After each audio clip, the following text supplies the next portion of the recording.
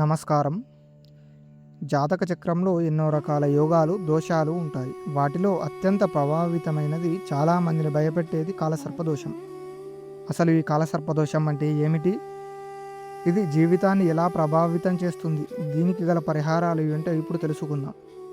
జాతకంలో రాహువును పాము తలగా, కేతువును తోకగా భావిస్తారు.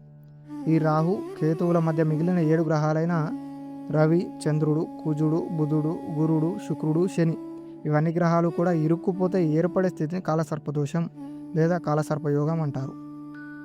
దీనివల్ల జీవితంలో అనేక ఆటంకాలు, వివాహ, సంతాన సమస్యలు, ఆర్థిక ఇబ్బందులు మరియు ఆరోగ్య సమస్యలు ఎదురవుతాయి. కాలసర్పదోషాలు మొత్తం 12 రకాలుగా ఉంటాయి. ఈ 12 రకాలలో కొన్ని ముఖ్యమైన వాటిని గమనిస్తే, అనంత కాలసర్పదోషం రాహువు మొదటి ఇంట్లో, కేతువు 7వ ఇంట్లో ఉన్నప్పుడు ఇది ఏర్పడుతుంది. గుళిక కాలసర్పదోషం రాహువు 2వ ఇంట్లో, కేతువు 8వ ఇంట్లో ఉండటం వల్ల తీవ్రమైన ఆర్థిక ఇబ్బందులు వస్తాయి. వాసుకి కాలసర్పదోషం రాహువు 3వ ఇంట్లో, కేతువు 9వ ఇంట్లో ఉంటారు. తక్షక కాలసర్పదోషం దీనివల్ల వైవాహిక జీవితంలో తీవ్రమైన ఆటంకాలు ఎదురవుతాయి. ఇవే కాకుండా కర్కోటక, పద్మ, మహాపద్మ, శంఖచూడ, ఘాతక, విషాధార మరియు శేషనాగు వంటివి మరికొన్ని దోషాలు కూడా ఉన్నాయి.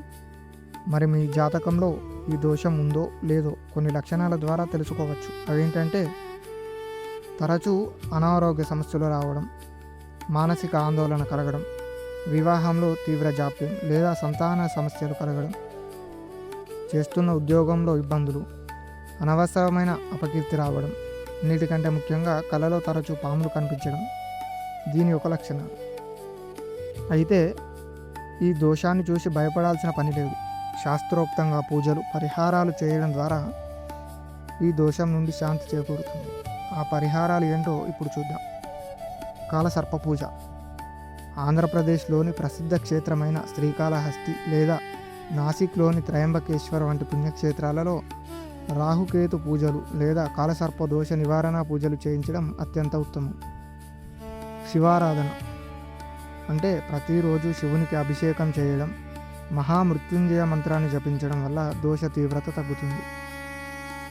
నాగపూజ అంటే సుబ్రహ్మణ్య స్వామిని దర్శించుకోవడం లేదా నాగదేవతకు పాలు పోయడం మంచి ఫలితాలను ఇస్తుంది.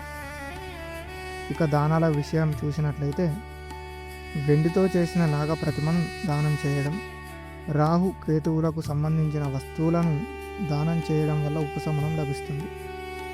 చూశారు కదా, నిష్ఠతో ఈ పరిహారాలు పాటిస్తే కాలసర్ప దోష ప్రభావం తొలగి మీ జీవితంలో విజయం లభిస్తుంది. మరిన్ని ఇలాంటి ఆధ్యాత్మిక జ్యోతిష్య విషయాల కోసం మా ఛానల్ని ఇప్పుడే సబ్స్క్రైబ్ చేసుకోండి, ఫాలో చేయండి. ధన్యవాదాలు.